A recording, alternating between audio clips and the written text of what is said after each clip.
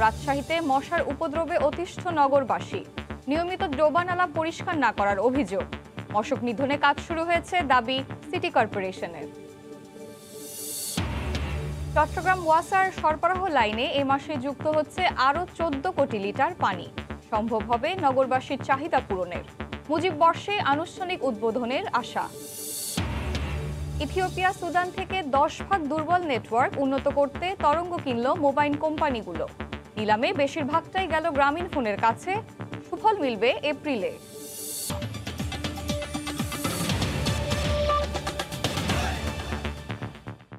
ভোরের সময় সঙ্গে আছি আমি এশা হোসেন। চট্টগ্রাম ওয়াসার সরবরাহ লাইনে চলতি মাসে যুক্ত হচ্ছে আরও 14 কোটি লিটার পানি। কর্ণফুলী নদীর রাঙ্গুনিয়া অংশ থেকে সংগ্রহ করা এই পানি পরিশোধনের মাধ্যমে সরবরাহ করা হবে নগরীতে। এতে নগরবাসীর চাহিদার পুরোটাই সরবরাহের সক্ষমতা অর্জন করবে চট্টগ্রাম ওয়াসা। বর্তমানে ট্রায়াল চললেও প্রধানমন্ত্রী শেখ হাসিনার অনুমতি পেলেই মুজিব বর্ষের এর আনুষ্ঠানিক উদ্বোধন করার কথা রয়েছে। সাখাওয়াত টিপুর ক্যামেরায় বিস্তারিত জানাচ্ছেন কমল দে। সব প্রস্তুতি শেষ করে এনেছে শেখ হাসিনা পানি শোধনাগার 2-এর কর্ণফুলী নদীর রাঙ্গুনিয়া অংশ থেকে পাম্পের মাধ্যমে পানি এনে রাখা হচ্ছে 4 কিলোমিটার দূরের বিশাল বেসিনে। নির্ধারিত সময়ের পর সেই পানি পাঠানো হচ্ছে পরিশোধনের জন্য প্ল্যান্টে। পরিশোধন শেষে পরীক্ষামূলক হিসেবে পাঠানো হচ্ছে বিশেষ সরবরাহ লাইনে। র্যাপিড স্যান্ড ফিল্ট্রেশনের মাধ্যমে আমরা ধাপে ধাপে পানিটাকে পরিশোধন করে আমরা সেটা শহরের রাঙ্গুনিয়াস্থ আমাদের ট্রিটমেন্ট প্ল্যান্ট থেকে নাসিরাবাদ আমাদের রিজার্ভারে আমরা প্রেরণ করব। 2013 সালে একনেকে অনুমোদন পায় 4,489 কোটি টাকার এই প্রকল্প। এর মধ্যে বাংলাদেশ সরকার যোগান দিয়েছে 1,665 কোটি টাকা, আর জাইকা 2800 কোটি এবং ওয়াসার নিজস্ব তহবিল থেকে দেওয়া হয় 23 কোটি টাকা। প্রধানমন্ত্রী শেখ হাসিনার অনুমতি সাপেক্ষ চলতি মাসে নতুন 14 কোটি লিটার পানি সরবরাহ লাইনে যুক্ত করে মাইলফলক গড়তে চাই চট্টগ্রাম ওয়াসা। আমরা এখন ট্রায়াল রান পানি সরবরাহ স্টার্ট করছি পাইপলাইনে, যে কোথাও কোনো লিক আছে কিনা বা কোনো সমস্যা আছে কিনা, এবং আমরা আশা করতেছি যে আগামী এক সপ্তাহের মধ্যে আমরা টোটাল পানি সরবরাহ স্টার্ট করব। 2017 সালে শেখ হাসিনা পানি শোধনাগার 1-এর মাধ্যমে 14 কোটি লিটার পানি কর্ণফুলী থেকে নিয়ে নগরীতে সরবরাহ করা হচ্ছে। নগরীতে বর্তমানে 50 কোটি লিটার পানির চাহিদার বিপরীতে ওয়াসা সরবরাহ করছে 35 কোটি লিটার পানি। নতুন 700 কিলোমিটার পাইপলাইনের মাধ্যমে 14 কোটি লিটার পানি মূল গ্রিডে সংযুক্ত করা হবে। সরকারি অন্যান্য প্রকল্পগুলো যখন সঠিক সময়ে শেষ করতে পারে না, বারবার সময় বাড়ানো হয়, সেখানে ব্যতিক্রম চট্টগ্রাম ওয়াসা। এই প্রকল্পের মেয়াদ শেষ হওয়ার কথা ছিল চলতি বছরের ডিসেম্বরে, কিন্তু নগরবাসীর পানি চাহিদার কথা চিন্তা করে এগিয়ে আনা হয়েছে 9 মাস। আর এই বছরই চট্টগ্রাম ওয়াসা পানি সরবরাহে পুরোপুরি সক্ষমতা অর্জন করতে যাচ্ছে। রাঙ্গুনিয়ার শেখ হাসিনা পানি শোধনাগার থেকে কমল দে, সময় সংবাদ। আফ্রিকার ইথিওপিয়ার সুদান থেকে 10 ভাগ পিছিয়ে থাকা নেটওয়ার্ক উন্নত করতে তরঙ্গ কিনল মুঠোফোন অপারেটররা। নিলামে তোলা 27.4 মেগাহার্টজ তরঙ্গের পুরোটাই কিনেছে বেসরকারি 3 অপারেটর। দুটি ব্যান্ডে সর্বোচ্চ 10.4 মেগাহার্টজ তরঙ্গ কিনেছে গ্রামীণ ফোন। আর নিলামে অংশ নিয়েও কোনো তরঙ্গ না কিনেই ফেরত গেছে সরকারি অপারেটর টেলিটক। বিটিআরসি বলছে মোট দামের 4 ভাগের 1 ভাগ দিতে হবে 22 মার্চের মধ্যেই। বাংলাদেশ মোবাইল নেটওয়ার্কের যুগে প্রবেশ করেছে 90 দশকে। ধীরে ধীরে বেড়েছে এর ব্যবহার। বর্তমানে গ্রাহকের সংখ্যা 17 কোটি। করোনা মহামারীর সময় মোবাইলের উপর বেড়েছে নির্ভরতা, আর তাতেই হোঁচট খেল দেশের মোবাইল অপারেটররা। যখন তখন কল ড্রপ, নেটওয়ার্ক সমস্যা সহ ইন্টারনেটের দুর্বল গতি ভোগাচ্ছে গ্রাহককে। ইন্টারনেটের গতিমাপার আন্তর্জাতিক প্রতিষ্ঠান ওকলার সবশেষ প্রতিবেদন অনুযায়ী বর্তমানে দেশে মোবাইল ইন্টারনেটে ডাউনলোডের গতি 10.57 MBPS, আপলোডের গতি 7.19 MBPS। এই ধীর গতি নিয়ে বিশ্বের 140টি দেশের মধ্যে বাংলাদেশের অবস্থান 136তম। আফ্রিকার পিছিয়ে পড়া দেশ ইথিওপিয়া ও সুদানের চেয়েও যার গতি দুর্বল। মুঠোফোন সেবার এমন দুর্গতি দূর করতে সোমবার তরঙ্গ নিলামে তুলল নিয়ন্ত্রক সংস্থা বিটিআরসি, যেখানে 2100 মেগাহার্টজ ব্যান্ডে 9 নম্বর ব্লকের 5 মেগাহার্টজ তরঙ্গ বরাদ্দ পাওয়ার জন্য দুপুর 1:30 থেকে প্রতিযোগিতায় নামে রবি ও গ্রামীণ ফোন। 8 ঘন্টার যুদ্ধ শেষে রবিকে হারিয়ে $27 মিলিয়ন ভিত্তিমূল্যের তরঙ্গ $46.75 মিলিয়ন কিনে নেয় গ্রামীণ ফোন। নিলাম শেষে জানানো হয় গ্রামীণ ফোন দুটি ব্যান্ডে 10.4 মেগাহার্টজ, রবি 7.6 মেগাহার্টজ ও বাংলালিংক কিনেছে 9.4 মেগাহার্টজ। নিলাম হয়েছে টোটাল 3093.5 85 কোটি টাকার 27 সাল পর্যন্ত আমরা তাদেরকে স্পেকট্রামটা দেব। তরঙ্গ কেনার 25% অর্থ পরিশোধ করতে হবে আগামী 22 মার্চের মধ্যে। এরপরও বাড়তি তরঙ্গে সেবা দিতে সময় লাগবে আরও 1 থেকে 1.5 মাস। বিটিআরসি বলেছে যে আমাদের 1 মাসের মধ্যে এটা কমপ্লিট হবে। যখনই কমপ্লিট হয়ে যাবে তখনই আমরা এই এডিশনাল স্পেকট্রাম আমাদের নেটওয়ার্কে নিয়ে আসতে পারবো। সেবা শর্ট টার্মে বাড়বে, speed and network quality, but long টার্মে এটা সাস্টেনেবল নাও হতে পারে। নতুন তরঙ্গ নিয়ে গ্রামীণফোনের তরঙ্গের পরিমাণ বেড়ে দাঁড়িয়েছে 47.4 মেগাহার্টজে, রবির 44 মেগাহার্টজ এবং বাংলালিংকের 40 মেগাহার্টজ। শুভ খান, সময় সংবাদ, ঢাকা। যুক্তরাষ্ট্রের অভিবাসন নীতি সংস্কার নিয়েই বিপাকে পড়তে হচ্ছে মার্কিন প্রেসিডেন্ট জো বাইডেনকে। তাছাড়া বাইডেনের এখন সবচেয়ে বড় চ্যালেঞ্জ যুক্তরাষ্ট্রকে অর্থনৈতিকভাবে আগের মতো শক্তিশালী করা। এর জন্য $1.9 ট্রিলিয়ন কর্নার প্যাকেজ সিনেটে পাশ হয়েছে, যা নিয়ে আশার আলো দেখছেন ডেমোক্র্যাট নেতারা। মার্কিন রাজনীতির আরও খবরাখবর জানব সহকর্মী লস্কর আল মামুনের কাছে। তিনি এই মুহূর্তে সরাসরি যুক্ত হচ্ছেন ক্যালিফোর্নিয়া থেকে। মামুন। ধন্যবাদ এশা। আপনি যেমনটি বলছিলেন, মার্কিন যুক্তরাষ্ট্রের বাইডেন এক সরকার অভিবাসী বান্ধব সরকার বলা হয়। এই অভিবাসী বান্ধব সরকার এখন অভিবাসীদের নিয়েই একটি চরম বিপর্যস্ত অবস্থার মধ্যে রয়েছে বাইডেন। এই মুহূর্তে যুক্তরাষ্ট্রের বিভিন্ন যে সীমান্তবর্তী এলাকা রয়েছে, সেই সীমান্তবর্তী এলাকাগুলো থেকে একেবারে বানের স্রোতের মতো মানুষ তার যুক্তরাষ্ট্রে ঢোকার অভিপ্রায় তারা সেই সীমান্তে অপেক্ষা করছে। প্রচুর সংখ্যক মানুষকে ইতিমধ্যে গ্রেপ্তার করা হয়েছে, শিশুদেরকে আলাদা করে রাখা হয়েছে। এই নিয়ে বাইডেন সরকার এই মুহূর্তে সবসময় একটি কঠিন সময় পার করছেন এই অভিবাসীদের নিয়ে। অর্থাৎ অভিবাসীদের যে চাপ, সেই অভিবাসীদের চাপের কারণে বাইডেন সরকার অনেকটাই বেসামাল হয়ে পড়েছেন। সামাল দিতে বেশ কষ্ট হচ্ছে তাদেরকে। বাইডেন ইতিমধ্যেই তাদের উচ্চ যে সমস্ত কর্মকর্তা রয়েছেন তাদেরকে সীমান্তবর্তী এলাকায় গিয়ে পরিস্থিতি পর্যবেক্ষণ করার জন্য অনুরোধ করেছেন এবং নির্দেশ দিয়েছেন। একই সঙ্গে যুক্তরাষ্ট্রের যে সাবেক প্রেসিডেন্ট ডোনাল্ড ট্রাম্প শুক্রবার এক বিবৃতিতে বলেছেন যে সুনামির মতো মানুষ ঢুকছে মার্কিন যুক্তরাষ্ট্রে। এটি কিন্তু মার্কিন যুক্তরাষ্ট্রের জন্য একটি যেমন ভয়াবহ আতঙ্কের খবর, ঠিক তেমনি বাইডেন সরকারের জন্য এটি একটি সামাল দেওয়া এখন কষ্ট এবং বেশ বেগ পেতে হচ্ছে। কারণ বাইডেন সরকার পূর্বেই ঘোষণা করেছিল যে তারা একটি অভিবাসী বান্ধব সরকার। ইতিমধ্যে বাইডেন সরকার তারা যে অভিবাসী সংস্কার নিয়ে একটি নীতিমালা তৈরি করতে যাচ্ছে, সেটি নিয়ে তারা কাজ করছেন। কিন্তু তার আগেই বিভিন্ন দেশের আগে থেকে অত্যন্ত সুচতুর যারা রয়েছে, সে সমস্ত বিভিন্ন দালাল এবং বিভিন্ন আইনজীবীদের মাধ্যমে সেই সমস্ত মানুষ যারা দীর্ঘদিন ধরে যুক্তরাষ্ট্রে প্রবেশের অপেক্ষা ছিলেন, তারা সেই সুযোগটি কিন্তু নিয়েছেন। অর্থাৎ গড়ে একটি সমীক্ষা দেখা গেছে যে প্রতিদিন গড়ে প্রায় 4 থেকে 5 হাজার মানুষ যুক্তরাষ্ট্রে প্রবেশ করছে এবং প্রবেশের অপেক্ষায় হাজার হাজার মানুষ সীমান্তবর্তী এলাকায় অপেক্ষমান রয়েছেন। এবং এরকম একটি যে অবস্থা, এই অবস্থাটি মার্কিন যুক্তরাষ্ট্রের প্রশাসনের জন্য যেমন অস্বস্তিকর, তেমনি মার্কিন যুক্তরাষ্ট্রের অর্থনীতির জন্য একটি বেশ ভয়াবহ হুমকির সম্মুখীন হচ্ছে। এটি কিন্তু মোটামুটিভাবে বলা চলে। রাজনৈতিক বিশ্লেষকরা বলছেন যে এমনটি যদি চলতে থাকে তাহলে কিন্তু বাইডেন সরকারকে এই অভিবাসীদের চাপই বেশ আরও ক্ষতিগ্রস্ত হতে হবে।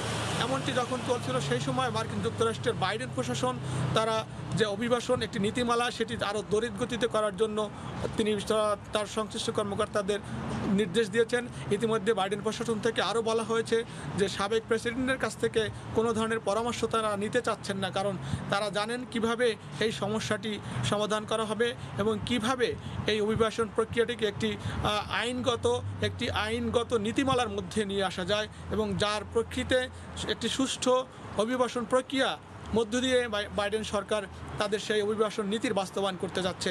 এমনটি লক্ষ্যে যখন কাজ করছেন, ঠিক সেই মুহূর্তে মার্কিন যুক্তরাষ্ট্রের যে অর্থনীতির অবস্থা, এই মন্দাভাব কাটিয়ে ওঠার জন্য সম্প্রতি বাইডেন সরকার $1.9 ট্রিলিয়ন একটি মেগা বাজেট, অর্থাৎ স্মরণকালের সবচেয়ে বড় একটি প্যাকেজ, অর্থাৎ কোভিড-19 রিলিফ প্যাকেজ পাশ করেছেন এবং এটি নিয়ে এখন মার্কিন যুক্তরাষ্ট্রের মানুষের মধ্যে নানান আলোচনা চলছে এবং এই প্যাকেজটির মাধ্যমে মার্কিন অর্থনীতিকে শিরদাঁড়া করে রাখার একটি চেষ্টা চলছে এবং সেটি তারা এখন প্রায় শেষ পর্যায়ে চলে আসছে। অর্থাৎ বাইডেন সরকারের সম্ভাব্য যে সমস্ত অর্থনৈতিক মন্দাভাব কাটিয়ে ওঠার জন্য যে সমস্ত পদক্ষেপ রয়েছে সেই পদক্ষেপগুলোর মধ্যে এটি কিন্তু একটি অন্যতম পদক্ষেপ এবং এই পদক্ষেপটির কারণে আগামী সেপ্টেম্বর অর্থাৎ 2021 সাল পর্যন্ত অর্থনীতিকে একটি সুদৃঢ় মজবুত অবস্থানে নেওয়ার জন্য বাইডেন সরকার জোরালোভাবে কাজ করছেন। প্রেসিডেন্ট জো বাইডেন ইতিমধ্যে ঘোষণা দিয়েছেন যে তিনি একটি অভিবাসন নীতি সংস্কার করবেন এবং সেই নীতির আলোকে যুক্তরাষ্ট্রে যারা রয়েছেন যাদের কাগজপত্র নেই তাদেরকে বৈধ করার একটি প্রক্রিয়া রয়েছে। এটি কিন্তু তার একটি নির্বাচনী ইস্তেহার, অর্থাৎ যখন নির্বাচনের পূর্বে তিনি এমনটি ঘোষণা দিয়েছিলেন যে তিনি যদি বিজয়ী হতে পারেন তাহলে অভিবাসনদের নিয়ে তিনি একটি সুষ্ঠু এবং আইনগতভাবে পদক্ষেপ নেবেন। এই সুযোগটি কিন্তু ইতিমধ্যেই মার্কিন যুক্তরাষ্ট্রের সীমান্তবর্তী এলাকাগুলোতে যারা অপেক্ষমান মানুষ রয়েছিলেন দীর্ঘদিন ধরে তারা কিন্তু সেটি নিচ্ছেন এবং এর ফলে প্রতিদিন এই হাজার হাজার মানুষের বানের স্রোতের মতো মানুষ যে যুক্তরাষ্ট্রে প্রবেশের অপেক্ষায় রয়েছে ঢুকছেন, গ্রেপ্তার হচ্ছেন, সব কিছু মিলিয়ে অভিবাসন প্রক্রিয়া নিয়ে একটি অস্থিতিশীল পরিবেশের দিকে যাচ্ছে বাইডেন সরকার এবং মার্কিন যুক্তরাষ্ট্রের প্রশাসন।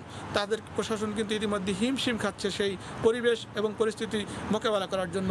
সেই মুহূর্তে যদি প্রেসিডেন্ট ট্রাম্প কিন্তু তার এই প্রক্রিয়ার বিরোধিতা করছেন চরমভাবে, তিনি কিন্তু বলেছেন যে বাইডেন সরকারের এই নীতিমালা মোটেই গ্রহণযোগ্য নয়। যুক্তরাষ্ট্র প্রবেশের অধিকার সকল দেশের নাগরিকদের জন্য নয়, এটি শুধুমাত্র একটি নীতিমালার আলোকে হতে হবে, এমন সব নানান ধরনের প্রশ্ন তিনি করেছেন। তিনি আরও বলেছেন যে যুক্তরাষ্ট্রে যে সুনামির মতো মানুষ প্রবেশ করছে এর ফলে মার্কিন যুক্তরাষ্ট্রের আইনশৃঙ্খলা পরিস্থিতির অবনতি হবে, একই সাথে মার্কিন যুক্তরাষ্ট্রের অর্থনীতির বিপর্যস্তকর অবস্থার মধ্যে পড়বে, এসব নানান কথা বলছেন। আপনার মাধ্যমে একটু জানিয়ে রাখি, মার্কিন যুক্তরাষ্ট্রের যে আসন্ন যে নির্বাচন হবে 2022 সালে, অর্থাৎ এখন থেকে 2 বছর পরে মধ্যবর্তী নির্বাচন নিয়ে কিন্তু ইতিমধ্যেই ডোনাল্ড ট্রাম্প কাজ শুরু করেছেন। তিনি শুধু 2022 সালের নির্বাচনের জন্যই নয়, 2024 সালে তিনি নির্বাচনে প্রতিদ্বন্দ্বিতা করবেন এবং আবারও তিনি বিজয়ী হবেন এমন একটি আশাবাদ তিনি ব্যক্ত করেছেন এবং সেই লক্ষ্যে তিনি কিন্তু কাজ করছেন। একই সাথে রিপাবলিকান দলও মার্কিন যে সাবেক প্রেসিডেন্ট ডোনাল্ড ট্রাম্পের যে জনপ্রিয়তা রয়েছে সেই জনপ্রিয়তার উপর ভর করে তার উপরেই কিন্তু আস্থা রাখতে চাচ্ছেন। তবে তার বিরুদ্ধে বেশ কিছু রিপাবলিকান নেতারাও কিন্তু রয়েছেন এবং সেই সমস্ত রিপাবলিকান নেতারা আগামী নির্বাচনে তারা প্রার্থী হতে চান, সেটি তারা মাথায় রেখে এখনই ডোনাল্ড ট্রাম্পকে কীভাবে আরও বেশি করে কাবু করা যায় সেই লক্ষ্যে কিন্তু তারা কাজ করছেন।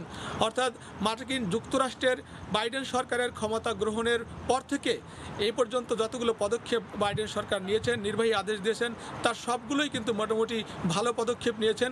তবে শুধুমাত্র এই অভিবাসন প্রক্রিয়া যে এখন চলমান রয়েছে, যে সমস্যাটি এখন বাইডেন সরকারের সামনে রয়েছে, সেই সমস্যাটি যদি দক্ষতার সাথে মোকাবেলা করতে পারেন এবং অর্থনৈতিক যে একটি মন্দভাব রয়েছে সেই কোভিড-19 কারণে সেই অর্থনীতিকে যদি পুনরুদ্ধার করা সম্ভব হয় তাহলে বাইডেন সরকারের যে জনপ্রিয়তা রয়েছে সেটি কিন্তু অক্ষুণ্ণ থাকবে এবং বাইডেন সরকার যুক্তরাষ্ট্রের যে পররাষ্ট্রনীতি রয়েছেন, যুক্তরাষ্ট্রের যে অর্থনৈতিক নীতিমালা রয়েছেন, যুক্তরাষ্ট্রের অভ্যন্তরীণ আইনশৃঙ্খলা যে নীতিমালা রয়েছেন, সবগুলোর মধ্যে দিয়েই তিনি কিন্তু সফলভাবে এগিয়ে যাবেন, এটি কিন্তু রাজনৈতিক বিশ্লেষকরা মনে করছেন এবং পাশাপাশি মার্কিন যুক্তরাষ্ট্রের জনগণরাও মনে করছেন যে প্রেসিডেন্ট জো বাইডেন সঠিক কাজটি করছেন এবং তিনি একটি সাম্যের যুক্তরাষ্ট্র গড়ে তুলতে, সকলের জন্য মার্কিন যুক্তরাষ্ট্র অবাধ এবং সকলের জন্য যুক্তরাষ্ট্র সমান এবং যুক্তরাষ্ট্রের মধ্যে সকল ধর্ম, বর্ণ এবং জাত নির্বিশেষে মার্কিন যুক্তরাষ্ট্রের মানুষ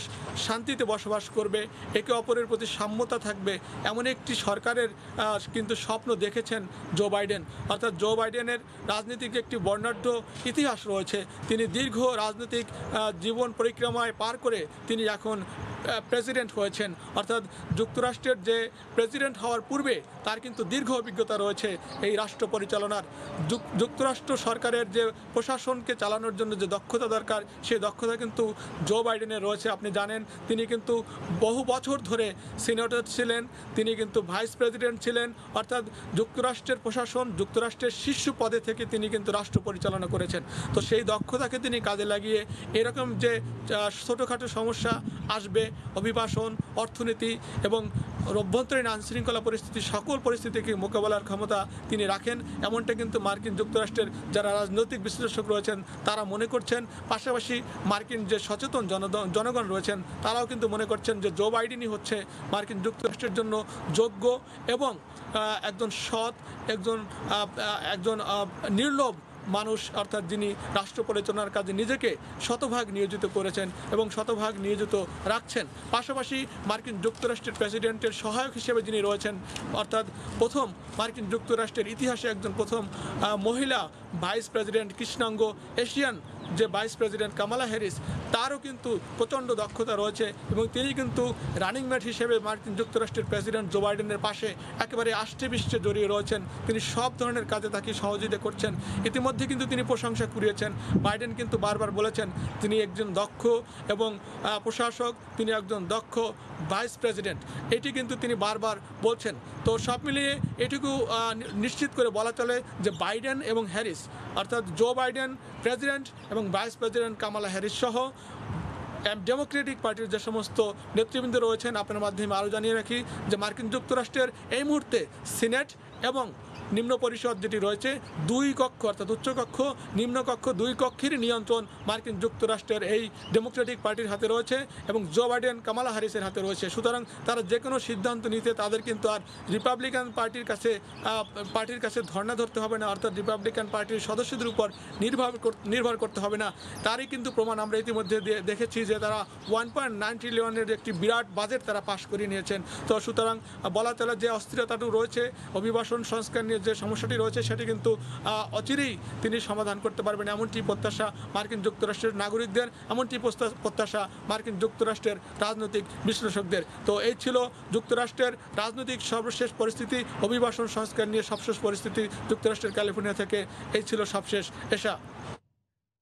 মার্কিন রাজনীতির খবর জানাচ্ছিলেন ক্যালিফোর্নিয়া থেকে সহকর্মী লস্কর আল মামুন। জাতিকে রক্ষার স্বার্থে 7 মার্চ বিচক্ষণতার সঙ্গে বক্তব্য দিয়েছেন বঙ্গবন্ধু শেখ মুজিবুর রহমান। এদিন সরাসরি স্বাধীনতার ঘোষণা না দিলেও সেই ভাষণের নির্দেশনা ছিল স্পষ্ট। এ নিয়ে প্রশ্ন কিংবা বিতর্কের সুযোগ নেই। 7 মার্চ সম্পর্কে বিএনপি নেতাদের বিরূপ বক্তব্যের প্রতিক্রিয়ায় এমন মন্তব্য করেন ইতিহাসবিদ, গবেষক ও রাজনৈতিক বিশ্লেষকরা।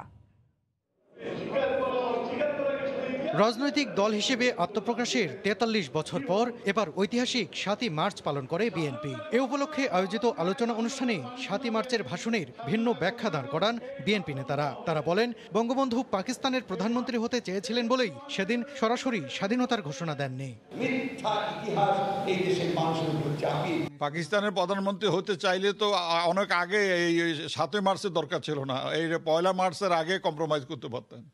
উনি কম্প্রোমাইজ করবেন না বলেই এই ইয়াকান 3 মার্চের সংসদ অধিবেশন স্থগিত করে দিলেন এবং বাঙালিরা বাধ্য হয়ে বঙ্গবন্ধু নির্দেশের জন্য অপেক্ষা করে থাকলেন। 7 মার্চে আসলে স্বাধীনতার ঘোষণার কি বাকি আছে? স্বাধীনতা ঘোষণার বাকি থাকলো কোথায়? তিনি যখন বলবেন এবারে সংগ্রাম স্বাধীনতার সংগ্রাম, আজ 50 বছর পরে তাকে বিকৃত ধারায় স্বাধীনতার ঘোষণা করেছেন। এবারের সংগ্রাম আমাদের স্বাধীনতার সংগ্রাম, এবার সংগ্রাম মুক্তির সংগ্রাম। এবার আমাদের স্বাধীনতার সংগ্রাম বলে যেমন বলেছেন, মুক্তির সংগ্রাম বলেছেন, কিন্তু ওই 4টে দফা দিয়ে তিনি আলোচনার দরজা খোলা রাখলেন এবং আলটিমেটলি আমাদের প্রস্তুত হওয়ার জন্য আমাদের নির্দেশ। বেগম খালেদা জিয়ার সাজা স্থগিতের মেয়াদ 3য় দফায় আরও 6 মাস বাড়াতে স্বরাষ্ট্র মন্ত্রণালয়ের সুপারিশের ফাইল পাঠিয়েছে আইন মন্ত্রণালয়। তবে বিদেশে না যাওয়া ও দেশে থেকে চিকিৎসা নেওয়ার আগের শর্তই বহাল রাখা হয়েছে বলে জানিয়েছেন আইনমন্ত্রী আনিসুল হক। বেগম জিয়ার আইনজীবী বললেন, সরকার মানবিক দৃষ্টিকোণ থেকে মামলায় অব্যাহতি দিয়ে বিদেশে চিকিৎসা নেওয়ার সুযোগ করে দেবে বলে আশা করেছিলেন তারা।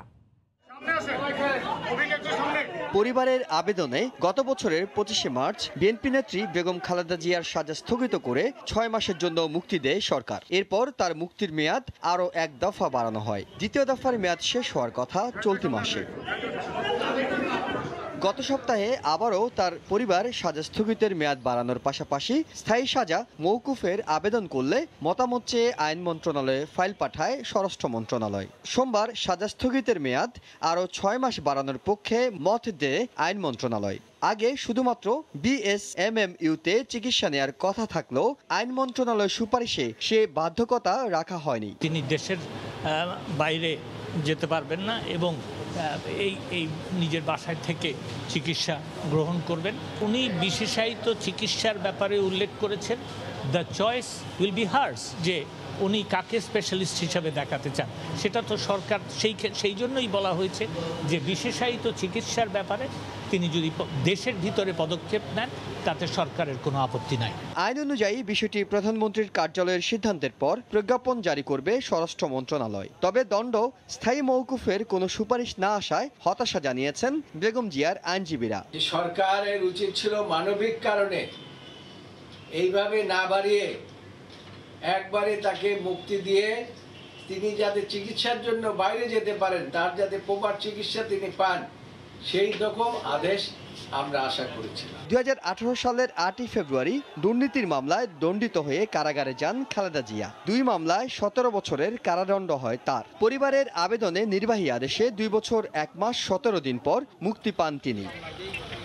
ইহসান জুয়েল, সময় সংবাদ, ঢাকা। কুতুপালং বা ভাষান্তরের সমালোচনা না করে রোহিঙ্গাদের মিয়ানমারে ফেরত নেয়ার বিষয়ে সোচ্চার হতে আন্তর্জাতিক সম্প্রদায়কে আহ্বান জানিয়েছেন পররাষ্ট্রমন্ত্রী ডক্টর AKM আব্দুল মোমেন। গতকাল বিকেলে রাজধানীর ফরেন সার্ভিস একাডেমিতে নারী দিবসের এক অনুষ্ঠানে তিনি এ মন্তব্য করেন। All the people engage with them, international agencies, they should come forward. আমাদেরকে নির্দেশনা দেওয়ার চেয়ে মিয়ানমারে রোহিঙ্গাদের ফেরত পাঠানোর বিষয়ে আন্তর্জাতিক সংস্থাগুলো রাখাইনে আরও বেশি করে তদারকি প্রয়োজন। মিয়ানমারে যাতে রোহিঙ্গারা উন্নত ও সম্মানজনক জীবন পেতে পারে সে বিষয়ে কূটনৈতিক তৎপরতা চালানো প্রয়োজন। রাখাইনে 2-1টি পরিদর্শন যথেষ্ট নয়। মিয়ানমারের সঙ্গে এখনও আন্তর্জাতিক ব্যবসা বাণিজ্য চলছে। সেই দেশে গত 4 বছরে 15 গুণ বাণিজ্য বেড়েছে। এখনই সময় যখন কুতুপালং বা ভাষান্তরের সমালোচনা না করে রোহিঙ্গাদের মিয়ানমারে ফেরত নেয়ার ব্যাপারে দেশটির উপর চাপ প্রয়োগ করা প্রয়োজন। For humanity, they should feel ashamed that they are not doing enough to repatriate their. দীর্ঘ বিরতির পর খুলবে শিক্ষা প্রতিষ্ঠান। শিক্ষার্থীদের ক্লাসে ফেরাতেই তাই যশোরের শিক্ষা প্রতিষ্ঠানগুলোতে চলছে পরিষ্কার পরিচ্ছন্নতা সহ সব ধরনের প্রস্তুতিমূলক কাজ। শিক্ষকরা জানান স্বাস্থ্যবিধি মেনে চলার জন্য সার্বিক প্রস্তুতি নেওয়া হচ্ছে। জেলা শিক্ষা কর্মকর্তার আশাবাদ সরকারি নির্দেশনা মেনে পাঠদান অব্যাহত রাখতে সক্ষম হবে বিদ্যালয়গুলো। যশোর থেকে আবুল কালাম আজাদের ছবি ও জুয়েল মৃধার তথ্য নিয়ে রিপোর্ট।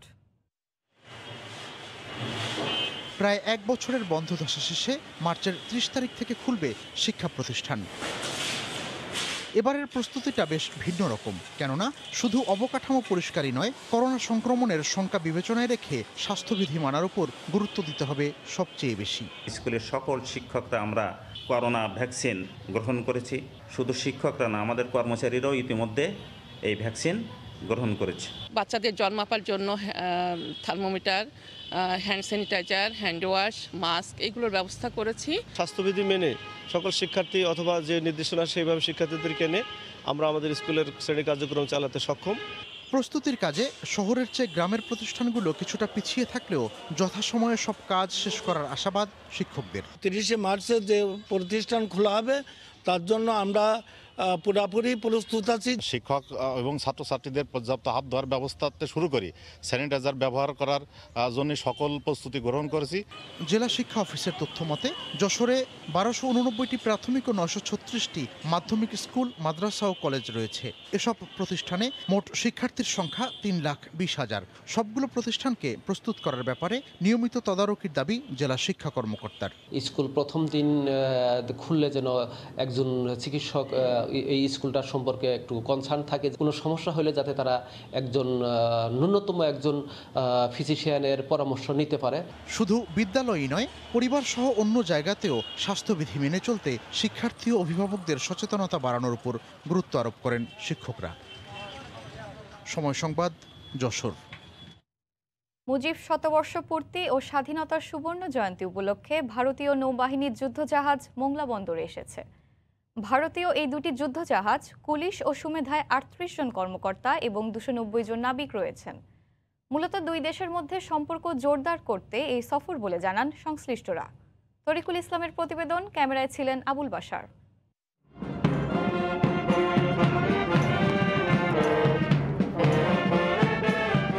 ভারতীয় নৌবাহিনীর যুদ্ধজাহাজ কুলিশ ও সুমেধা ৩ দিনের শুভেচ্ছা সফরে এসে পৌঁছেছে মংলা বন্দরে। জাহাজ দুটিকে বাংলাদেশ নৌবাহিনীর সুসজ্জিত বাদক দল ঐতিহ্যবাহী রীতিতে ব্যান্ড পরিবেশন করে অভিবাদন জানান।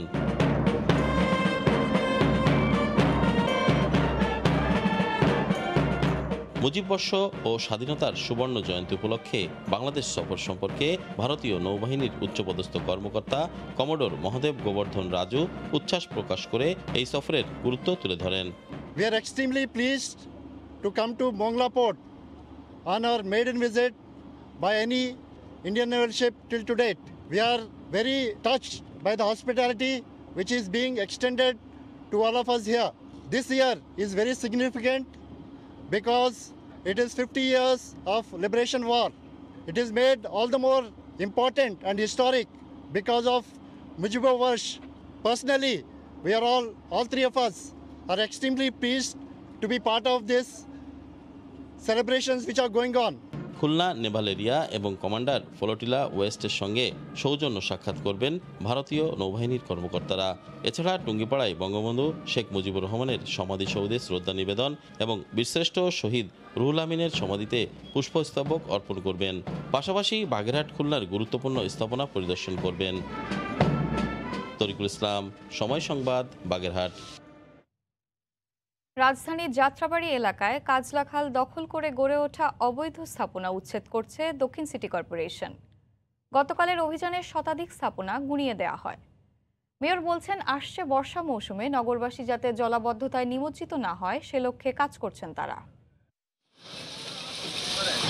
প্রস্থে ৮০ ফিট খাল দখল হতে হতে নেমে এসেছে ২০ থেকে ২৫ ফিটে। কোথাও কোথাও দখলদারের থাবায় সংকুচিত হয়েছে একসময়ের যৌবনা কাজলা খাল।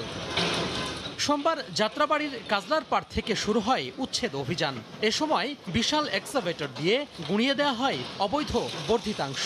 একে একে ভেঙে ফেলা হয় খালের পাড়ে গড়ে ওঠা বহুতল ভবন, বিভিন্ন ব্যবসায়ী প্রতিষ্ঠান। সিটি কর্পোরেশন বলছে, লম্বায় প্রায় ৩ কিলোমিটার এ খাল উদ্ধার করে হাঁটার রাস্তা তৈরি করবেন তারা। যারা খাল দখল করেছিলেন এদের লক্ষাধিক টাকা আমরা জরিমানা করেছি। তাদের যে জিনিসগুলো খালের মধ্যে ছিল আমরা নিলাম করেছি।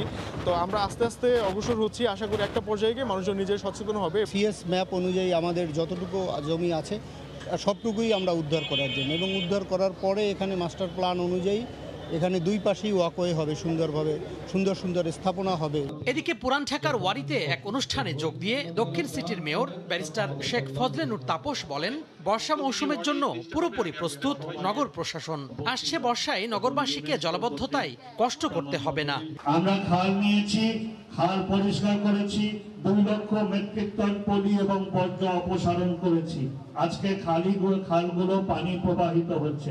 সব রকম প্রস্তুতি নিয়েছি যাতে করে ঢাকাবাসীকে আর জলাবদ্ধতায় নিমজ্জিত না হতে হয়। চলতি বছরের জানুয়ারিতে ওয়াসা আনুষ্ঠানিকভাবে খালের দায়িত্ব 2 সিটিকে হস্তান্তর করে। তারপরই রাজধানীর বিভিন্ন খাল উদ্ধারে অভিযান চালিয়ে আসছে ঢাকার 2 সিটি কর্পোরেশন। তোহা খান তামিম, সময় সংবাদ, ঢাকা। আন্তর্জাতিক নারী দিবস উপলক্ষে দেশের তৃণমূল পর্যায়ে 9 জন স্বাবলম্বী নারী পেলেন শ্রেষ্ঠ আত্মনির্ভরশীল নারী পুরস্কার। গতকাল বিকেলে রাজধানীর এলজিইডি ভবনে স্থানীয় সরকার, পল্লী উন্নয়ন ও সমবায় মন্ত্রণালয় এই সম্মাননা দেয়। এ সময় মন্ত্রী বলেন, নারীর অংশগ্রহণ ছাড়া দেশের উন্নয়ন সম্ভব নয়। ফরিদা বেগম অল্প বয়সে বিয়ে হওয়ার কয়েক বছরের মধ্যেই মারা যান স্বামী। 2 মেয়েকে নিয়ে যখন দিশেহারা অবস্থা, তখন তার পাশে এসে দাঁড়ায় স্থানীয় সরকার মন্ত্রণালয়। শুরু হয় তার ঘুরে দাঁড়ানোর গল্প। মানুষের বাড়ি কাজের জন্য ছুটি, আমি কোথায় কাজ পাবো। একদিন ইউনিয়ন পরিষদ থেকে খবর পেলাম যে এলজিডি আর এমপি থেকে লোক লোক নিয়োগ করা হবে। শুধু ফরিদা বেগমই নন, এরকম আরও অনেক নারীর দুর্দিনের সাথী হয়েছে এলজিইডি। আন্তর্জাতিক নারী দিবসে সমাজের বিভিন্ন পর্যায়ে লড়াই করে স্বাবলম্বী হওয়া এমন 9 জন নারীর হাতে শ্রেষ্ঠ আত্মনির্ভরশীল নারী পুরস্কার তুলে দেন স্থানীয় সরকার মন্ত্রী। প্রতিকূলতার বিরুদ্ধে লড়ে জয়ী হওয়া নারীরা এমন স্বীকৃতি পেয়ে আবেগে আপ্লুত। আমার মতো অনেক নারীরা আছে যারা মাঠে ঘাটে কাজ করছে, হয়তো এখানে আসার সুযোগ হয় না, তাদেরকে খুঁজে খুঁজে যেন আপনারা আমার মতো সম্মান দেন। প্রশিক্ষণ দিয়ে জানতে পারলাম একটা কাপড় কিভাবে সেলাই করতে হয় এবং ডিজাইন করতে হয় এবং এই কাপড়ের মান, ওইগুলো আমি জানতে পারি। অনুষ্ঠানে প্রধান অতিথির বক্তব্যে স্থানীয় সরকার মন্ত্রী বলেন, সকল বাধা পেরিয়ে এগিয়ে যেতে হবে নারীদের। এবং মেয়েরা কিন্তু ভালো কাজ করছে। সেখানে দেখা গেছে একজন পুরুষকে যখন কাজ দেওয়া হয়েছে আর একজন নারীকে দেওয়া হয়েছে, দুইটার স্টাডি রিপোর্টে দেখা গেল যে নারীটা অনেক ভালো প্রোডাক্টিভিটি দিচ্ছে। 2010 সাল থেকে প্রতি বছর আন্তর্জাতিক নারী দিবসে এই সম্মাননা জানিয়ে আসছে স্থানীয় সরকার মন্ত্রণালয়। তানজিলা খান মিম, সময় সংবাদ, ঢাকা। 2020-21 শিক্ষাবর্ষে ঢাকা বিশ্ববিদ্যালয় ভর্তি পরীক্ষা আগামী 21 মে থেকে শুরু হবে। অনলাইনে আবেদন করা যাবে 31 মার্চ পর্যন্ত। গতকাল বিকেলে ঢাকা বিশ্ববিদ্যালয়ের প্রশাসনিক ভবনে আয়োজিত এক অনুষ্ঠানে অনলাইন ভর্তি পরীক্ষার আবেদন প্রক্রিয়ার উদ্বোধন শেষে একথা জানান উপাচার্য ডক্টর মোহাম্মদ আখতারুজ্জামান। এ সময় তিনি আরও বলেন, পরীক্ষার্থীদের সুবিধার দিক বিবেচনা করে বিভাগীয় শহরে পরীক্ষা নেওয়ার সিদ্ধান্ত নেওয়া হয়েছে। এছাড়া সকাল 10টার পরিবর্তে ভর্তি পরীক্ষা হবে সকাল 11টায়। 2020-21 এই শিক্ষাবর্ষে প্রথম বর্ষে ভর্তি ঢাকার বাহিরে অন্যান্য যে বিভাগীয় শহর আছে সেই শহরগুলোতে অনুষ্ঠিত হবে। সোনালী, জনতা, অগ্রণী, রূপালী তাদের বাংলাদেশের যে কোনো শাখায় যে কোনো প্রান্ত থেকে সেটা করতে পারবে। এর পাশাপাশি online payment, debit card, credit card ব্যবহার করে সেটিও করতে পারবে। 31 মার্চ তারিখ পর্যন্ত এই আবেদন করা যাবে। এমসিকিউ এবং লিখিত এই দুটো অংশেই পরীক্ষা অনুষ্ঠিত হবে। চলতি বছরে হজে যেতে হলে আগে থেকেই করোনা ভাইরাসের টিকা নিতে হবে বলে সম্প্রতি ঘোষণা দেয় সৌদি সরকার। দেশে করোনা টিকা দেওয়ার কার্যক্রম শুরু হয় হজ পালনে দেশটির অনুমতি পাওয়ার ক্ষেত্রে বাংলাদেশ এগিয়ে থাকবে বলে মনে করছে ধর্ম মন্ত্রণালয়। তবে হজে যেতে নিবন্ধিতদের মধ্যে 40 বছরের কম বয়সীদেরও করোনার টিকা নিশ্চিত করতে আহ্বান জানিয়েছে হজ এজেন্টদের সংগঠন হাব। হাজিরা শিউলির রিপোর্ট। করোনা ভাইরাসের কারণে গেল বছর সৌদি আরবের বাইরের কেউ হজ করার অনুমতি পাননি। সম্প্রতি সৌদি স্বাস্থ্যমন্ত্রীর এক আদেশের বরাত দিয়ে দেশটির স্থানীয় পত্রিকা সহ বিভিন্ন গণমাধ্যম জানায়, হজে যেতে হলে করোনা ভ্যাকসিন গ্রহণ হবে মূল শর্ত।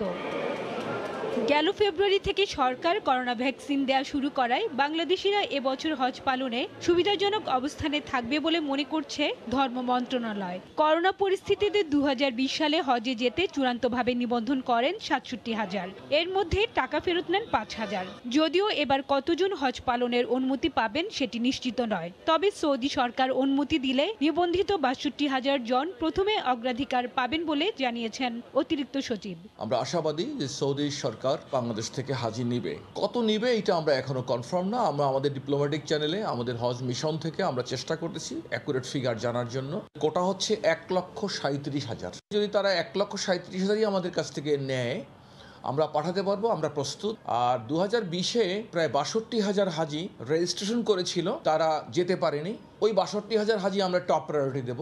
2 ডোজ টিকা নিতে সময় লাগায় নিবন্ধিতদের পাশাপাশি প্রাক নিবন্ধিতদের একাংশকে অগ্রাধিকার ভিত্তিতে টিকা দেওয়ার আহ্বান জানিয়েছেন হাব সভাপতি। যেহেতু টিকা ডাবল ডোজ লাগবে, তাহলে এটা সময় সাপেক্ষ। এখনই এই 62,000 হজ যাত্রীদেরকে টিকা প্রদান করা উচিত। আমাদের যে প্রাক নিবন্ধিত আছে ক্রমানুসারে, সেখান থেকে 10-20,000 হজযাত্রীর ভ্যাকসিন দিয়ে প্রস্তুত থাকা উচিত বলে আমি মনে করি। যাদের বয়স 40-এর নিচে তাদের জন্য বিশেষ ব্যবস্থা করার জন্য আমরা স্বাস্থ্য মন্ত্রণালয়, ধর্ম বিষয়ক মন্ত্রণালয়কে অনুরোধ করেছি। হজে যেতে এ পর্যন্ত 1,77,000 জন প্রাক নিবন্ধন করেছেন। হাজিরা শিউলি, সময় সংবাদ, ঢাকা। সস্তা আর সুতি কাপড়ের পোশাক রফতানি করেই বাংলাদেশ বিশ্ববাজারে এখন দ্বিতীয় অবস্থানে। কিন্তু বাজারে দ্রুত চাহিদা বাড়তে থাকা সিনথেটিক বা কৃত্রিম সুতার পোশাকে পিছিয়ে এদেশের উদ্যোক্তারা। তারা বলছেন, এ ধরনের কারখানায় তুলনামূলক বড় বিনিয়োগের ঝুঁকি মোকাবেলায় দরকার সরকারের বিশেষ নীতি সহায়তা। অর্থনীতিবিদরা প্রণোদনা কাঠামো পরিবর্তনের পাশাপাশি বিদেশি বিনিয়োগ আকর্ষণের পরামর্শ দিয়েছেন। দেশের রপ্তানি আয় এবং কর্মসংস্থানে বহু বছর ধরে নেতৃত্ব দিচ্ছে পোশাক শিল্প। তবে এ খাতে পণ্য বৈচিত্র্য বাড়েনি আন্তর্জাতিক বাজারের চাহিদা অনুযায়ী। রপ্তানির সিংহভাগ জুড়েই আছে সুতি কাপড়ের টি-শার্ট, শার্ট, ট্রাউজার। যদিও টেকসই ও ফ্যাশনেবল হিসেবে বিশ্ববাজারে বাড়ছে পলিয়েস্টারের মতো কৃত্রিম সুতার পোশাকের চাহিদা। উদ্যোক্তারা বলছেন, উচ্চ মূল্যের পোশাক রপ্তানি বাড়াতে নিতে হবে সমন্বিত উদ্যোগ। আমরা তো হ্যাবিচুয়েট হয়ে গেছি কম দামের জিনিস বা ইত্যাদি মিডল শার্ট আর এসব যেগুলো আছে রেগুলার দিন। কটনের একটা টি শার্টের যে দাম সিনথেটিক টি শার্ট 4 গুণ 5 গুণ বেশি। তো আমি একই সময় কিন্তু ওইটাই করতে পারি যদি আমার টেকনোলজি ঠিক থাকে, আমার মেশিন ওয়েল ইকুইপড আমার ফ্যাক্টরি হয়। যেখানে একটা গার্মেন্ট ফ্যাক্টরি করলে 20-25 কোটি টাকা হয়ে যায়, সে 200-300 কোটি টাকা একটা ফ্যাক্টরি করতে লাগবে। প্রতিবন্ধকতা যেগুলো আছে সেগুলো দূর করতে হবে, তারা কিন্তু কোনো উদ্যোক্তা যেচে গিয়ে রিস্ক নেবে না। তো এই পলিসিগুলো করা দরকার সরকার। নিট পোশাকের প্রায় 85% এবং ওভেন পোশাকের 35% সুতা ও কাপড় স্থানীয় কারখানাগুলো সরবরাহ করলেও উৎপাদিত সুতা ও কাপড়ের মাত্র 15 থেকে 20% সিনথেটিক বা কৃত্রিম। তাই এ ধরনের পোশাক রপ্তানি বাড়াতে স্থানীয় কাঁচামাল ও প্রযুক্তিগত সক্ষমতা বৃদ্ধির চ্যালেঞ্জকে তুলে ধরছেন অর্থনীতিবিদরা। যেহেতু আমরা বিশেষভাবেই চাচ্ছি যে তারা বিশেষায়িত পণ্যে যান, তারা নন কটন পণ্যে তারা উদ্যোক্তারা যান, সুতরাং তাদেরকে পলিসি সাপোর্টের অংশ হিসেবে বর্তমানে যে ক্যাশ ইনসেন্টিভগুলো রয়েছে ওই টাকাটিকে ব্যবহার করে তাদেরকে বিশেষায়িত পণ্য উৎপাদনের জন্য যদি সেখানে 2% হারে যদি ক্যাশ ইনসেন্টিভ দেওয়া যায় তাহলে তারা কিন্তু আকৃষ্ট হতে পারে। বিদেশি বিনিয়োগকারীদেরকে স্পেশাল ইকোনমিক জোনগুলোতে যদি ওই ধরনের পণ্য উৎপাদন করার জন্য তাদেরকে আনা হয় তাহলে তাদেরকে দেখে আমাদের উদ্যোক্তারা কিন্তু উদ্বুদ্ধ হয়ে তারা কিন্তু বিনিয়োগে যাবে। উন্নয়নশীল দেশ হিসেবে শুল্ক সুবিধা হারালে বিশ্ববাজারে যে বাড়তি প্রতিযোগিতায় পড়বে বাংলাদেশের পোশাক খাত, তা মোকাবিলায় উচ্চ মূল্য সংযোজন করা যায় এমন পোশাক উৎপাদনে গুরুত্ব দিচ্ছেন অর্থনীতিবিদরা। হরিপদ সাহা, সময় সংবাদ, ঢাকা। আলু উৎপাদনে শীর্ষ জেলা মুন্সিগঞ্জে আলু তোলা শুরু হয়েছে। ভোর থেকেই জমিতে সাদা আর লাল রঙের আলুতে ভরে যায় মাঠ। তবে আলুর এই বাম্পার ফলনের পরও দর পড়ে যাওয়ায় বিপাকে কৃষকরা। এ বিষয়ে বিস্তারিত জানাতে এই মুহূর্তে সেখানে আছেন রিপোর্টার নাসিরউদ্দিন উজ্জ্বল। সরাসরি চলে যাচ্ছি তার কাছে। উজ্জ্বল, এই আলুর জমিতে কিন্তু এই ভোরের আলো ফোটার পরপরই নানা রকম ব্যস্ততা চলছে কৃষকের। এখানে যে জমিগুলো সেখানে কিন্তু নাঙল চালাতেই সোনার ফসল বেরিয়ে এসছে এবং সেগুলো দেখে কিন্তু কৃষকের প্রাণ জুড়িয়ে যাচ্ছে। এবং এখানকার যে কৃষি জমিতে যারা কাজ করছেন বিভিন্ন অঞ্চল থেকে এখন এসছেন এই আলুর জমিতে কাজ করবার জন্য, এবং তাদের যে এই কর্মতৎপরতা সেটি দেখে বিস্ময়কর যে আমরা ভোরে যখন আসি তখনই কিন্তু দেখি যে এরকম বিভিন্ন জমিতে আমরা যেখানে দাঁড়িয়ে আছি এর আশেপাশে কিন্তু অনেক আলুর জমি, যেদিকে চোখ যায় সেদিকে আলু আর আলু। আর সেই জমিগুলোতে কিন্তু এমন দৃশ্য, সেখানে যে কৃষক বলছেন যে তাদের এবার ফলন অনেক ভালো হয়েছে এবং এই ফলন ভালো হওয়াতে তারা খুব খুশি, কিন্তু তুলনামূলক দামটা এবার কম। আপনারা জানেন যে আলুর একটি অস্বাভাবিক বাজার হয়েছে, যেখানে 60 টাকা কেজি পর্যন্ত কিন্তু আলুর দর উঠে গিয়েছিল। পরে সরকার 40 টাকা নির্ধারণ করে দিয়েছিল খুচরা বাজারে।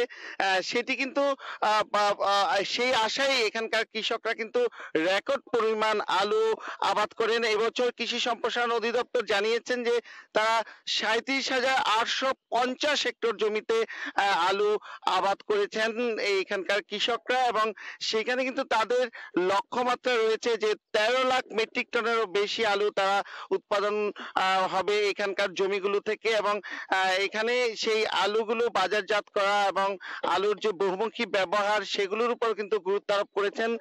কারণ যে এই যে এত আলু সেগুলো রাখবার ব্যাপারে এখানে কিন্তু হিমাগার রয়েছে 68টি, যেখানে প্রায় 5.5 লাখ মেট্রিক টন ধারণ ক্ষমতা রয়েছে। কিন্তু সেই এর বাইরে যে বাকি আলুগুলো রয়েছে সেগুলো দেশের বিভিন্ন অঞ্চলে বাজারজাত করা করা হয় এবং আলুর বাজার এখন তারা বলছিলেন যে মন প্রতি এখানে বিক্রি হচ্ছে 500 টাকা করে এবং এই হিসাবে তাদের কেজি পড়ছে প্রায় 12.5 টাকা।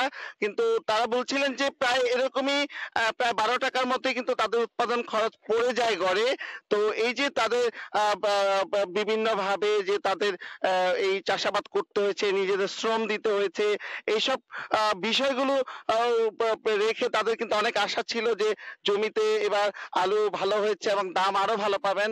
কিন্তু স্থানীয় কৃষি সম্প্রসারণ অধিদপ্তর বলছে যে আলুর দাম বাড়ানোর জন্য এখানকার যে আলুর বহুমুখী ব্যবহারের পাশাপাশি আলু বিদেশি রপ্তানি করা জরুরি এবং এখানে যে আলু ভিত্তিক অর্থনীতি সেটি কিন্তু 1000 কোটি টাকা ছাড়িয়ে গেছে এবং এই আলু ভিত্তিক অর্থনীতিকে চাঙ্গা করতে হলে কিন্তু আলুর বহুমুখী ব্যবহারের বিকল্প নেই। তো এখানে স্থানীয় যে উপ সহকারী কৃষি কর্মকর্তা রয়েছেন দিন আহমেদ পাটোয়ারি, আমরা তার কাছ থেকে জানতে চাইবো যে স্থানীয় কৃষি বিভাগ যে তারা কি বলছেন, আমরা তার সংক্ষিপ্ত ভাবে জানতে চাইবো।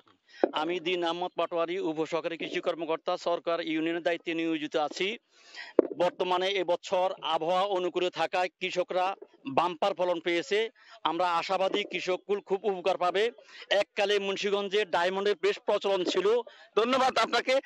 তো এখানে যে তিনি বলতে চাচ্ছিলেন যে ডায়মন্ড যেটি সাদা আলু সেটি প্রচলন কিন্তু অনেক বেশি ছিল, কিন্তু এখন কিন্তু আন্তর্জাতিক মানের আলু, যে আলুটি বিদেশে রপ্তানি করা যেতে পারে সেই পর্যায়ে এখন লাল আলু রোপণ হচ্ছে এবং মুন্সিগঞ্জের মাঠ জুড়ে কিন্তু এরকম দৃশ্য।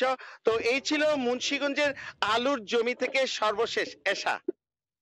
মুন্সিগঞ্জে আলুর বাম্পার ফলন ও দরের খবর জানাচ্ছিলেন সহকর্মী নাসির উদ্দিন উজ্জ্বল। ভোর থেকেই বাগেরহাটের সবচেয়ে বড় বাগদা চিংড়ির পোনা বিক্রির হাট ফয়লা হাটটি বিক্রেতার হাঁকে ডাকে মুখর হয়ে উঠেছে। এ বিষয়ে বিস্তারিত জানাতে সেখান থেকে আমাদের সঙ্গে যুক্ত হচ্ছেন সহকর্মী আলী আকবর টুটুল। সরাসরি চলে যাচ্ছি তার কাছে। টুটুল,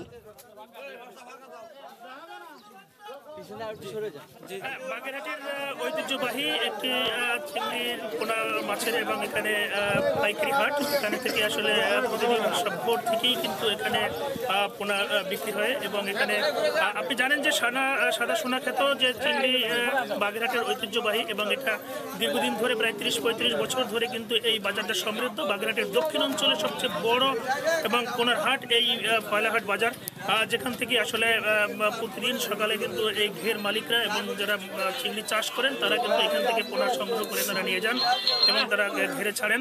এবং গত বছর কিন্তু আপনাকে জানিয়ে রাখি যে গত বছর করোনাকালীন সময়ে কিন্তু আসলে পোনা সংকট দেখা দেয়, এই অঞ্চলে চিংড়ি চাষিরা কিন্তু মার খেয়ে যায় এবং অনেকেই এবং অনেক পরবর্তীতে যে সামান্য পোনা পায় তার জন্য চড়া দামে।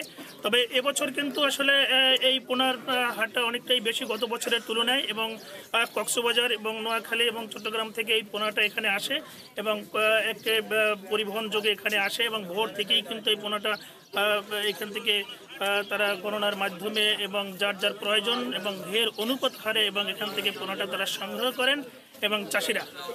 আপনাকে জানিয়ে রাখি যে আসলে বাগেরহাটের চিংড়ি চাষের যে সমৃদ্ধ এলাকাটা এই অঞ্চলটা হওয়ার কারণে এখানে কিন্তু যারা পোনার সাথে সংশ্লিষ্ট, যারা এই বাজারটিকে সমৃদ্ধ বাজার হিসেবে নামে পরিচিত এবং এখানে কিন্তু তারা এখানে কয়েকশো শ্রমিক আছে, তারা কিন্তু এই জীবন জীবিকার উপর নির্ভর করে এই পোনার উপরে। এখানে নানা সংকটও রয়েছে, সেই সংকটের বিষয়ে আমরা এখানে কথা বলেছি এবং যারা এখানে রয়েছেন এবং আড়তদার সমিতির নেতৃবৃন্দ রয়েছেন। আর আপনাকে জানিয়ে রাখি যে বাগেরহাটের যে চিংড়ি চাষ যে এই অঞ্চলটা এটা একেবারেই বাগদা চিংড়ি, যে এখন এই মৌসুমটা চলছে বাগদা চিংড়ির পোনা, আর আপনার কক্সবাজার হেচারি থেকে এই পোনাটা এখানে চলে আসে এবং এখানে আসলে প্রায় 200-র মতন আড়ত রয়েছে, ছোট বড় সব মিলিয়ে এই আড়তে কিন্তু এই পোনা বিক্রি হয়। এবং আসলে আমাদের দীর্ঘদিনের যে এই অঞ্চলে মানুষের দাবি যে আসলে প্রাকৃতিক উৎস থেকে যদি পোনাটা পাওয়া যায় তাহলে সেই পোনাটা কিন্তু আসলে মানসম্মত এবং এখানে তারা ভালো ব্যবসা করতে পারেন এবং বিদেশে রপ্তানির ক্ষেত্রে তারা ভালো ভূমিকা রাখতে পারেন। কিন্তু হ্যাচারি পোনাটার কারণে অনেকটাই আর কি প্রত্যাশা অনুযায়ী তারা আসলে সেরকম ভালো ফলাফল পান না। তারপরেও কিন্তু দীর্ঘদিনের যেই লবণ পানির এই চিংড়ি চাষটা তারা করে আসছেন। আমি আসলে আপনাকে বলতে চাই যে এই মুহূর্তে আমরা এখানে দাঁড়িয়ে আছেন যে বাগেরহাটের এই ফয়লাহাট বাজারের মালিক সমিতির চিংড়ি আড়তদার সমিতির সভাপতি ডালিম সাহেবের কাছে আমরা একটু জানতে চাইবো যে আপনি আসলে এখানে আসলে কি ধরনের এখানে পোনা বিক্রি হয় আর এখানে আসলে কোনো সমস্যার সম্ভাবনা আছে কিনা আপনি বলবেন। এখানে পোনা বিক্রির দক্ষিণ অঞ্চলে মানুষের একমাত্র জীবিকা হলো ঘের। এই ঘেরে যে বাগদা চিংড়ি উৎপাদন হয় সেই উৎপাদনের 80% পোনা এইখান থেকে মানে মানুষ ঘেরে দেয়। কিন্তু একটা জিনিস অসুবিধা হলো আমাদের এখান থেকে পোনা আসে কক্সবাজার, নোয়াখালী, টেকনাফ, কক্সবাজার, চট্টগ্রাম থেকে কোনো জায়গায় কোনো সমস্যা হয় না। আমাদের এইখানে আসলে যে প্রশাসনের ট্রানজিট ক্ষেত্রে প্রশাসনের নিষেধ আছে, চিংড়ি পোনার ট্রানজিট ক্ষেত্রে কোনো বাধাবিঘ্ন করবে না। তারপরেও আমাদের এই জায়গায় পোনা আসটি ট্রানজিট ক্ষেত্রে প্রশাসন রাস্তায় ঢেলে দিচ্ছে। এতে প্রশাসন মানে সরকারের কি উপকার হচ্ছে? একটা পোনা রাস্তায় না ঢেলে দিয়ে যদি ঘেরে দিত সরকারের রাজস্ব আসতো। আচ্ছা, আমি যেমনটা শুনছিলেন যে এরকম যে প্রশাসনের ক্ষেত্রেও কিছু দুর্বলতা রয়েছে অঞ্চলে মানুষের ক্ষেত্রে, তো সেখান থেকে আমরা আসলে জানবো যে উনি বলছিলেন যে আসলে কোটি কোটি যে পোনা এখানে আসে সেই জায়গা থেকে কিছুটা সমস্যার সৃষ্টি হচ্ছে। আমি আরেকজন এবং আরেকজন আছে এখানে, আমরা জানতে চাই যে আসলে এখানে কি কত করে রেট এখন চলছে হাজার প্রতি এবং কিরকম? এই জায়গায় পোনাটা বিক্রি হয় হাজার অনুপাতে। ভোরবেলা থেকে পোনাগুলো বিভিন্ন এলাকা থেকে বিভিন্ন উপজেলা জেলা থেকে এই জায়গায় আসে। তারা খুব সুন্দরভাবে এই জায়গায় পৌঁছে যাওয়ার পরে আমরা সকালে এই জায়গায় বিভিন্ন কয়েকশো শ্রমিক আছে যাদের মাধ্যমে গণনা করে প্রত্যেক ঘের মালিক এখানে আসে, পোনা দেখে তারা পছন্দ করে তারপরে হাজার অনুপাতে বা বিভিন্ন কায়দায় তারা একটা রেট নির্ধারণ হয়। প্রতিদিনই এক একটা রেট আছে, সেই রেট নির্ধারণের কারণে ওনারা এই পোনাগুলো ক্রয় করে ওনাদের ঘেরের উদ্দেশ্যে। আচ্ছা, আমি যেমনটা জানিয়েছিলেন যে আসলে এখানে হাজার প্রতি এবং এই পোনাটা বিক্রি করে সেখানে আসেন এবং এখান থেকে পোনা ক্রয় করে নিয়ে এবং চাষিরা চিংড়ি চাষের এবং নিয়ে যান। আমার কাছে ছিল ফয়লাহাট থেকে চিংড়ির পোনা বিক্রির সবচেয়ে বড় হাট, যে হাটে আসলে খুবই প্রতিদিনই সকাল থেকেই এবং সরগরম থাকে। এই ছিল আমার কাছে সর্বশেষ। বাগেরহাট থেকে বাগদা চিংড়ির পোনা বিক্রয়ের খবর জানাচ্ছিলেন সহকর্মী আলী আকবর টুটুল। করোনায় আয়ারল্যান্ডে গেল 1 বছরের বেশি সময় কেটেছে লকডাউনেই, আর এই সময়টায় কাপড়ের দোকানগুলো বন্ধ থাকায় বাড়ছে অনলাইন কেনাকাটা। তাছাড়া বাংলাদেশি নারীরা বাঙালি পণ্য দেশ থেকে নিয়ে আসছে প্রতিনিয়তই, যার চাহিদাও ব্যাপক। বিস্তারিত সৈয়দ জুয়েলের রিপোর্টে। আয়ারল্যান্ডে এমনও সময় গেছে যখন ইচ্ছে থাকার পরও কেবল খরচ বেশি হওয়ায় বাংলাদেশ থেকে অনেকেই দেশীয় পোশাক পার্সেল করে নিয়ে আসতে চাইতেন না, কিন্তু গেল কয়েক বছরে এ জায়গায় এসেছে ব্যাপক পরিবর্তন। ব্যবসা নয়, বরং শখের বশেই অনেক নারী দেশীয় পণ্য সুলভ মূল্যে পৌঁছে দিচ্ছেন অন্য প্রবাসী বাংলাদেশিদের কাছে। খরচটা বেশি হওয়াতে অনেকে বাংলাদেশ থেকে অল্প মালামাল আনতে চান না, যার জন্য সকলের চাহিদা অনুযায়ী একসাথে অনেকগুলো অর্ডার নেই, যাতে করে সকলে ঘরে বসে সাশ্রয় দেশি পণ্য ক্রয় করতে পারেন। যেহেতু আয়ারল্যান্ডের কোনো দোকানে দেশীয় শাড়ি পাওয়া যায় না, তাই কেউ কেউ জামদানি, বেনারসি, কাতান নিয়ে এসেও অনেকের ইচ্ছে পূরণ করছেন। যেহেতু বিদেশের শপিং মলগুলোতে এই দেশীয় শাড়িগুলো কিনতে পাওয়া যায় না, তাই আমি আন্তরিকতার সাথে চেষ্টা করছি আয়ারল্যান্ড এবং ইউরোপের বাঙালি নারীদের কাছে সহজলভ্য করে। যে কোনো সাংস্কৃতিক অনুষ্ঠানে দেশীয় পোশাক হাতের নাগালে পেয়ে খুশি প্রবাসীরা। এখানকার ভাই ভাবিরা তারা তাদের নিজস্ব উদ্যোগে আমাদের কাছে এই দেশীয় পোশাক এনে দেওয়ার সুব্যবস্থা করছে, এবং তাদের এই উদ্যোগের কারণে আমরা অতি সহজেই এখন অনলাইনে এই সমস্ত পোশাক অর্ডার করতে পারি। এদিকে অনেক দিন পর করোনায় কোনো মৃত্যু ছাড়াই একটি দিন পার করলো আয়ারল্যান্ড। এতে নারী দিবসে ছিল স্বস্তি। সৈয়দ জুয়েল, সময় সংবাদ, আয়ারল্যান্ড। করোনাকালে ইতালিতে প্রায় 4.5 লাখ মানুষ চাকরি হারিয়েছেন, তার মধ্যে 3 লাখের বেশি নারী রয়েছেন। দেশটিতে কর্মক্ষেত্রে সবচেয়ে এগিয়ে রয়েছেন ফিলিপিন্সের নারীরা, আর সবচেয়ে পিছিয়ে বাংলাদেশি প্রবাসী নারীরা। এতে করে তারা অন্যদের সঙ্গে প্রতিযোগিতায় পেরে উঠছেন না, বিপাকে পড়ছেন অর্থনৈতিকভাবেও। রোম থেকে জুমানা মাহমুদের রিপোর্ট। কোভিড-19-এর থাবায় লন্ডভন্ড ইতালির অর্থনৈতিক ব্যবস্থা। অর্থনীতির মেরুদণ্ড ভেঙে পড়ায় চাকরিচ্যুত করার সংখ্যাও বাড়ছে। সবচেয়ে বেশি কাজ হারাচ্ছেন নারীরা। 2020 সালের শেষ মাসেই 99,000 নারী শ্রমিক চাকরি হারিয়েছেন। পুরো বছরে চাকরি হারানো নারীদের সংখ্যা প্রায় 3,12,000। ইতালির মারিও দ্রাগি সরকার চাকরিচ্যুত নারী শ্রমিকদের কাজে ফিরিয়ে আনার চেষ্টা চালাচ্ছে। সরকার বলছে, নারী শ্রমিকদের কাজে পুনর্বহাল কিংবা চাকরিতে নিলে সরকার ট্যাক্স মওকুফের বিষয়টি বিবেচনায় আনবে।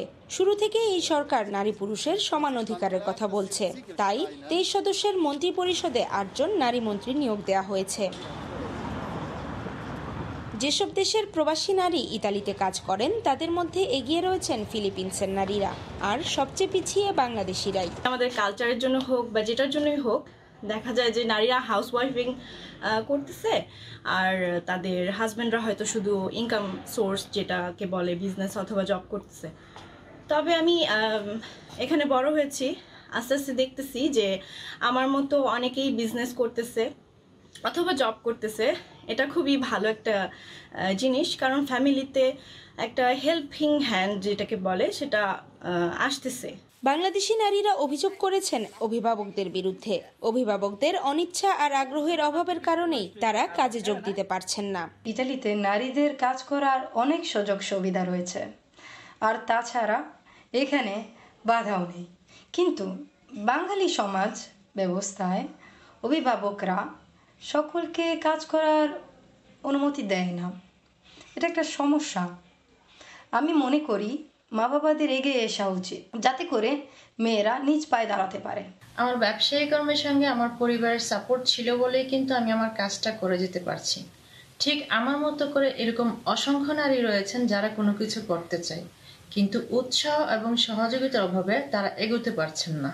রাজধানী রোম সহ প্রতিটি শহরেই কাপড়ের দোকান, আবাসিক হোটেল আর বাসাবাড়ির কাজ করে থাকেন নারীরা। ইতালিতে শতকরা 42% নারী কর্মক্ষেত্রে রয়েছেন। জুমানা মাহমুদ, সময় সংবাদ, রোম, ইতালি। আফগানিস্তান যদি 25 মার্চ বিশ্বকাপ ও এশিয়ান কাপের বাছাই পর্বের ম্যাচ খেলতে বাংলাদেশে আসতে একেবারেই রাজি না হয়, তাহলে আপাতত বাতিল হতে পারে ম্যাচটি। সেক্ষেত্রে নেপালে ত্রিদেশীয় টুর্নামেন্ট খেলবে লাল সবুজের দল। এমনটি জানিয়েছেন বাফুফের ন্যাশনাল স্টিম কমিটির চেয়ারম্যান ও সহসভাপতি কাজী নাবিল। ভবিষ্যতের সম্ভাবনার কথা মাথায় রেখে 23 মার্চ থেকে শুরু হওয়া এই টুর্নামেন্টে নতুনদের বেশি সুযোগ দেওয়া হবে বলে জানান কাজী নাবিল। এদিকে 13 মার্চ করোনা পরীক্ষার পর 14 মার্চ থেকে শুরু হবে জাতীয় দলের ক্যাম্প। করোনা পরিস্থিতি বিশ্বের সব দেশেই এখন মোটামুটি শিথিল হয়েছে। ভ্যাকসিন পৌঁছে যাচ্ছে দাঁড়ে দাঁড়ে। তারপরও করোনার কারণ দর্শিয়ে বিশ্বকাপ ও এশিয়ান কাপ বাছাই পর্ব খেলতে বাংলাদেশে আসতে অপারগতা জানিয়েছে আফগানিস্তান। তারই প্রেক্ষিতে আবারও এএফসিকে চিঠি পাঠাবে বাংলাদেশ ফুটবল ফেডারেশন। তাদের সিদ্ধান্তের উপরে নির্ভর করছে ম্যাচের ভবিষ্যৎ। আপাতত নাও হতে পারে ম্যাচটি। চিঠিতে আমরা এএফসিকে জানিয়ে দিব যে আমরা আমাদের খেলা খেলতে প্রস্তুত ছিলাম, কিন্তু আফগানিস্তান আমাদেরকে জানিয়েছে যে তারা এখানে খেলতে আসতে পারবে না, কিন্তু আমরা এখনও এই খেলাটা হোস্ট করতে এখানে আমরা প্রস্তুত আছি। তাদেরকে তাদের পরবর্তী সিদ্ধান্তের জন্য আমরা আমাদের জানাতে বলবো।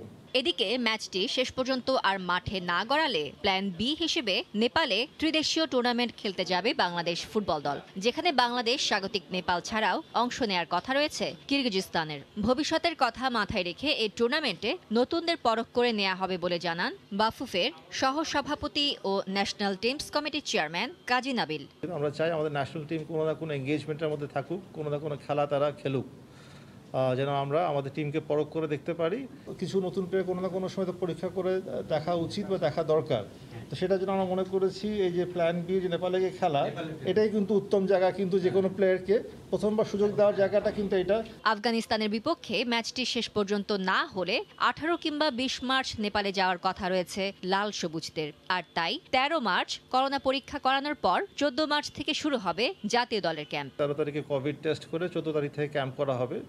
তারপর আমাদের ফ্লাইটের শিডিউল ঠিক হলে হয় 18 তারিখ বা 20 তারিখে আমরা 18 বা 20 তারিখে আমরা নেপালে চলে যাব, সেখানে খেলাগুলোয় অংশগ্রহণ করার জন্য। আগামী 23, 25, 27 ও 29 মার্চ নেপালের মাটিতে অনুষ্ঠিত হবে ত্রিদেশীয় টুর্নামেন্টের সব ম্যাচ। ফারজানা মুমু, সময় সংবাদ, ঢাকা। ভোরের সময় শীর্ষ সংবাদ জানিয়ে দিচ্ছি আরেকবার। রাজশাহীতে মশার উপদ্রবে অতিষ্ঠ নগরবাসী। নিয়মিত ডোবা নালা পরিষ্কার না করার অভিযোগ। মশক নিধনে কাজ শুরু হয়েছে, দাবি সিটি কর্পোরেশনের। চট্টগ্রাম ওয়াসার সরবরাহ লাইনে এ মাসে যুক্ত হচ্ছে আরও 14 কোটি লিটার পানি। সম্ভব হবে নগরবাসীর চাহিদা পূরণের।